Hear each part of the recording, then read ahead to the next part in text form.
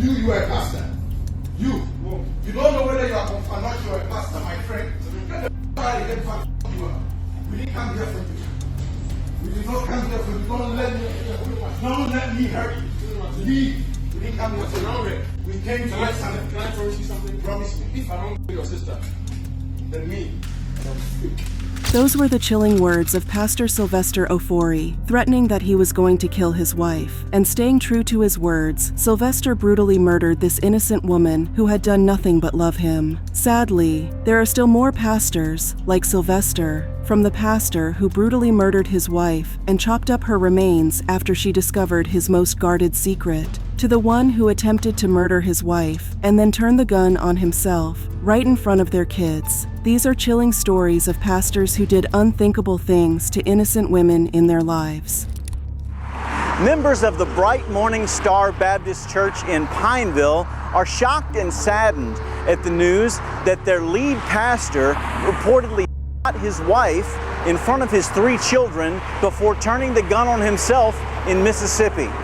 25-year-old Danny Prenell Jr. and his wife, 27-year-old Gabby Prenell, both survived the shooting, and according to a Facebook post, the husband is in stable condition while the wife is in critical condition in a Mississippi hospital.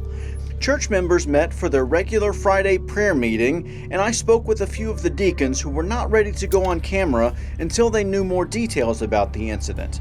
But they said that church members are devastated by the news and are in prayer for the family. Starting off is the chilling case of Gabriel Prenell, the innocent wife who was shot by her pastor husband after years of abusing her. Gabriel Prenell was a 27-year-old mother of 3 who appeared to have a picture-perfect life with her husband, Danny Prenell Jr. Danny wasn't just any man. He was the senior pastor of Bright Morning Star Missionary Baptist Church in Pineville, Louisiana, a position that made him a respected figure in their community. Their social media was filled with loving photos and heartfelt messages from the couple that painted a picture of a happy, perfect family. Alexandria is where it all began. You remember that? Yes. Remember, last time we came here, it was just me and you.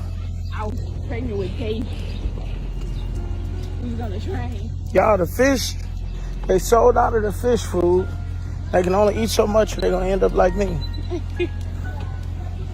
The couple shared one Facebook account where they regularly shared content about their relationship and other personal stuff. In April 2023, Danny posted this heartfelt happy birthday message on their Facebook page, celebrating his wife and their son, Daniel. In that post, he said, "Today is not just a regular day in the Prenell household. Today is a day where we celebrate 2 birthdays. First, let me say to my queen, my wife, the woman that I love and owe my life to, love you so much, and I'm grateful God has allowed you another year. I've watched your growth on all levels, and you're a great mother, wife, and my best friend. I'm proud to be your husband because you are a woman of class, discretion, integrity, and most importantly, you're a woman of God. I pray God continues to allow you many more birthdays because I honestly do not know what I'd do without you. To my son Daniel Gabriel Prenell, you are one of a kind. I can discern the grace upon your life, as my parents did myself at such a young age. I'm proud to be your father and look forward to watching you grow up and enjoy your childhood.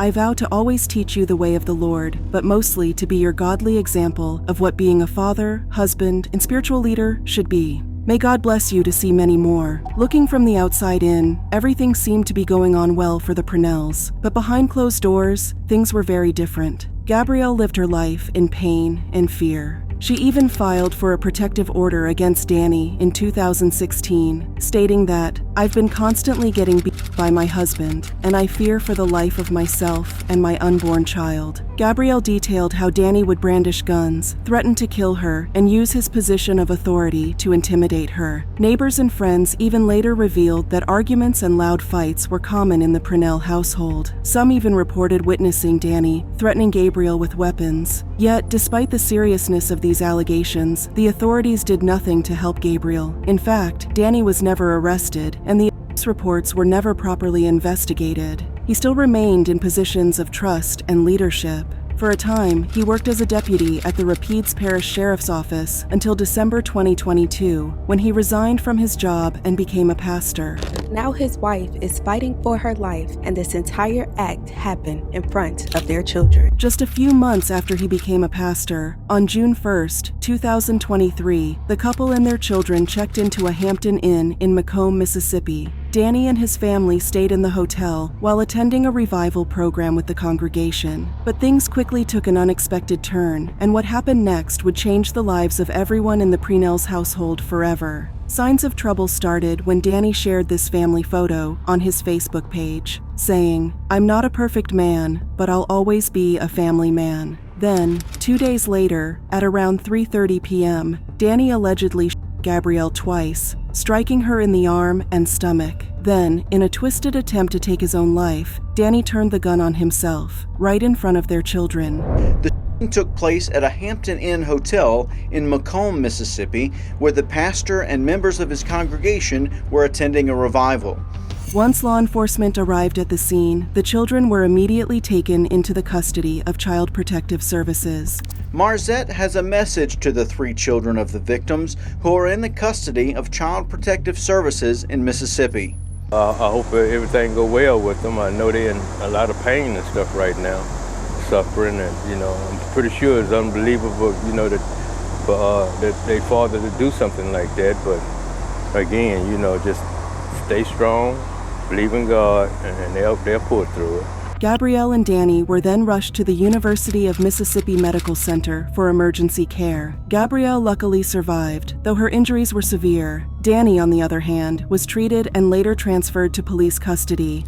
25-year-old Danny Prenell Jr. and his wife, 27-year-old Gabby Prenell, both survived the shooting, and according to a Facebook post, the husband is in stable condition while the wife is in critical condition in a Mississippi hospital. This tragic incident sent shockwaves through the entire community. Marvin Marzette Sr. lives close to the church and is astonished by the incident. It's a shocker. Surprised the daylights out of me when I first heard about it, because from what I understood, he was a fine guy, a fine preacher. And I did hear him preach one time and enjoyed the sermon. So again, it was just very surprising that, to even hear that news, that he did that. Members of his congregation at the Bright Morning Star Missionary Baptist Church could not believe the news they were hearing. Members of the Bright Morning Star Baptist Church in Pineville are shocked and saddened at the news that their lead pastor reportedly shot his wife in front of his 3 children before turning the gun on himself in Mississippi. Church members met for their regular Friday prayer meeting, and I spoke with a few of the deacons who were not ready to go on camera until they knew more details about the incident. But they said that church members are devastated by the news and are in prayer for the family. They struggled to reconcile Danny's public persona as a respected man of God with the man who had committed such a violent crime against his own family. I mean, this was a man with a reputation as a former law enforcement officer, a pastor, a father, and a husband. But now he's facing charges of aggravated domestic violence, disturbing a business, and disorderly conduct.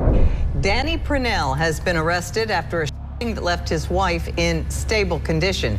He was arrested after being released from the hospital. Prenell is charged with aggravated domestic violence, disorderly conduct, and disturbance of a business. He is being held in the Pike County Jail. His wife is still recovering at UMMC. Next up is the heartbreaking case of Barbara Tommy, the woman who was dead by her pastor husband after she filed for a divorce to end their abusive marriage. Barbara Tommy was a Ghanaian-born American woman who moved to the United States with her family as a child. Everyone who knew her described her as kind, hardworking, and full of life. She worked as a branch manager at Navy Federal Credit Union in Orlando, a job she loved and excelled at. In 2015, she married Sylvester Ofori, a fellow Ghanaian and a pastor of Floodgates of Heaven International Ministries, based in Orlando. As an anointed and chosen man of God, he flows in the gifts of the Holy Spirit, and he has Christ-like powers and a knack for interpreting dreams. On the outside, the couple looked like a match made in heaven, but behind the scenes, their marriage was a nightmare. But their relationship wasn't like that from the beginning. They had a big, beautiful wedding in Ghana and even flew to Paris for their honeymoon. But things quickly changed after the honeymoon phase was over. Sylvester became controlling and abusive. He started isolating Barbara from her friends and family, monitoring her every move, her phone calls, messages, emails, and even her social media. Just 1 year after their marriage, in 2016, Sylvester was arrested after he resisted officers who had responded to a case of disturbance at their home. Court records also show that in 2016, Ofori was arrested for resisting an officer who responded to an argument between the two. You see, from the very beginning, Barbara's family never supported her relationship and marriage with Sylvester, but they had to let go when Barbara insisted that Sylvester was the man for him. Now you can imagine how they must have felt, knowing that she was being abused and threatened by that same man. But like many people in abusive relationships, Barbara endured this abuse for years with the hopes that things would change. But as time went on, the abuse only got worse. Barbara was the breadwinner of the family and owned all the properties. Sylvester was just a pastor, so the thought of losing everything pushed him. Eventually, Barbara decided she had had enough. Her first move was to move out of the house they shared, move in with her sister, and then file for divorce. But as you would have rightly guessed, Sylvester didn't take this well. He started stalking her, showing up uninvited, and even threatened her life during a particularly chilling incident. That day, Barbara was accompanied by her brother, Kweku, and her sister, Sophia, to the house she had shared with Sylvester. They were there to pick up some important documents for Barbara, but things quickly escalated, and a heated argument broke out in the house. He was very aggravated that she was ignoring him throughout this visit, which caused him to make very promising threats. You are a pastor. You don't know whether you are or not, you are a pastor, my friend. Get the out of here, you are. We didn't come here for you. We did not come here for you. Don't let me hurt you. Leave. We didn't come here for you. This argument ended with Sylvester making a chilling threat to end Barbara's life. We came to let something. Can I promise you something? Promise me. If I don't kill your sister, then me, I'm free. You got the video, right? Yeah, I got it. Right, call the cops. Barbara's brother wanted to call the cops right away. Still, Barbara tried to stop him because she felt she had already escaped the marriage, and involving law enforcement again could escalate things further. No, you don't play with threats. Please call the cops. It should escalate. He's threatening you in front of me. He said he's gonna kill you. What are you waiting for? Sadly, she didn't know that Sylvester's words weren't empty threats. He meant every single word he said that day and would live true to them. On September 8, 2020, Barbara went to work at the Navy Federal Credit Union. She parked her and began walking towards the entrance when Sylvester, who had been waiting in his car, approached them. He called out Barbara's name, and the moment she turned around, he fired multiple shots at her at close range. The horrifying act was caught on a CCTV camera. The footage showed Sylvester shooting Barbara 7 times in the head, chest, and abdomen. At approximately 8:53 hours, we received a call of a shooting outside of the business. Upon arrival, patrol officers found the victim, Barbara Tommy, who had suffered several gun wounds. The guy was walking behind her. I don't know if she knew he was there or not. I started running, and as I'm running, I hear like 3 or 4 more shots. You can tell that she's trying to get inside. Unfortunately, he shoots her outside of the establishment. Afterward, he calmly walked back to his car and drove off, leaving Barbara to bleed out on the floor. By the time bystanders who had witnessed the horrific inside rushed to help her, it was too late. Nevertheless, they managed to rush her to a nearby hospital where she was pronounced dead on arrival. Following the tragic incident, law enforcement decided to take a more civil approach by not going after Sylvester. They wanted him to turn himself in. We want to make sure that we give him an opportunity to explain his actions. We want for him to turn himself in. But when that didn't happen, they tracked him down to his apartment, the one he had shared with Barbara, which was just about 15 minutes from the crime scene. We had a good feeling that he was going to be in there. We don't believe there was any risk to the public or immediate danger to the public. There they surrounded the building, and he eventually surrendered without resistance. He was then arrested and charged with first-degree murder. At this hour, a man who called himself a prophet is going on trial for killing his wife. When Sylvester appeared in court, he showed a chilling lack of emotion and remorse for his actions. Sylvester Ofori was very subdued and quiet while facing a judge this afternoon. He's accused of murdering his wife Barbara Tommy as she went to work at Navy Federal Credit Union on Tuesday morning. Sylvester's trial faced delays due to the pandemic, but in April 2023, justice was finally served after the surveillance footage from the crime scene ultimately sealed his fate. Video surveillance, which shows Mr. Ofori not only his wife, but then stand over her body and put additional rounds into her head. A jury found him guilty of first-degree murder, and he was sentenced to life. Additionally, he was sentenced to a minimum mandatory 25 years to life sentence for using a firearm. Next up is the sad case of Tanisha Harris, the innocent woman who was brutally murdered and butchered by her pastor husband after she discovered his double life. Tanisha Harris was a 38-year-old associate pastor at Repairers Kansas City Church, a charismatic and tight-knit congregation in Missouri. Known for her kind and easygoing nature, she dedicated her life to serving others and spreading God's word. Her friends and colleagues described her as a woman who brought joy to everyone around her. Tanisha had a 9-year-old daughter from a previous marriage and worked a steady job at a bank to support her family. Everything seemed perfect on the surface when she met Robert Lee Harris, a 30-year-old Army veteran who was also an elder at their church. The two seemed like a match made in heaven, sharing not just love, but a deep commitment to their faith as devoted Christians. Hello everybody, I am in Jordan Creek Mall with my honey, my mom and dad. Mom is here, dad. Robert often posted videos about his ministry and his passion for helping others. Good morning, Facebook family. I just wanted to come on this morning as I was driving to work. The Lord impressed upon my heart to come on and share just a little bit about healing, but also to pray for those that are in need of healing.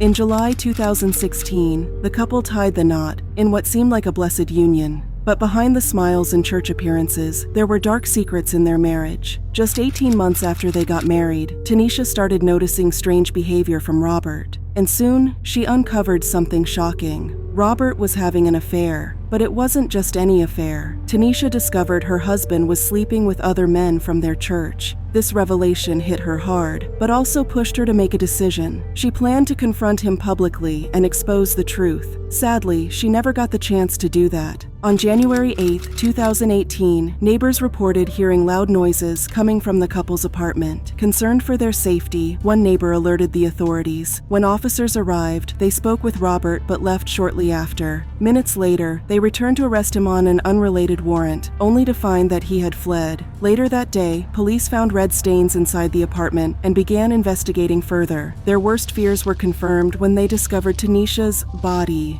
Early the next morning, in a field in Raymore, Missouri, Robert had brutally murdered her and chopped her remains into pieces. He then wrapped her remains in a trash bag before dumping her in the field. After committing the murder, the authorities said surveillance footage showed Robert buying cleaning supplies, trash bags, and a knife at Walmart. A neighbor had also seen him struggling to move a heavy trash bin into his SUV the night Tanisha disappeared. So, with the overwhelming evidence against him, Robert eventually admitted to his involvement in his wife's death and was charged with first-degree murder.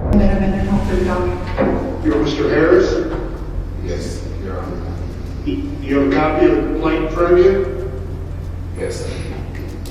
Charged with first-degree murder. Do you have financial resources to pay your attorney, or you're requesting court-appointed attorney?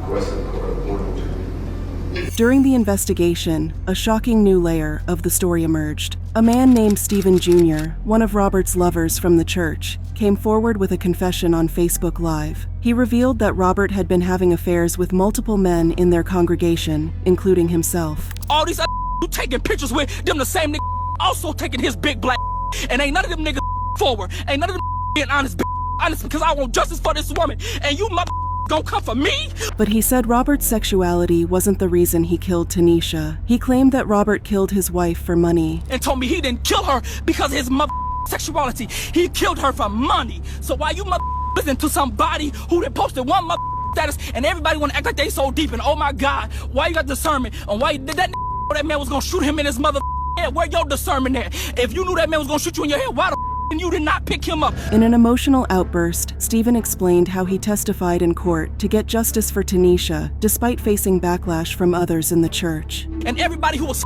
Robert in that church ought to thank me, because I didn't put nobody else's name out there. Nobody. I took the hit because I don't lie about my sexuality. So everybody in that that was Robert ought to thank me. Every ought to thank me. Justice was finally served for Barbara 3 years after she was murdered. Robert Lee Harris was convicted of first-degree murder and sentenced to 50 years in prison without the possibility of parole. Which of these cases was the most horrific for you? Feel free to share your thoughts with us in the comments below, and don't forget to subscribe to our channel for more crime stories. Click on any of the cards on your screen right now to watch more of our videos.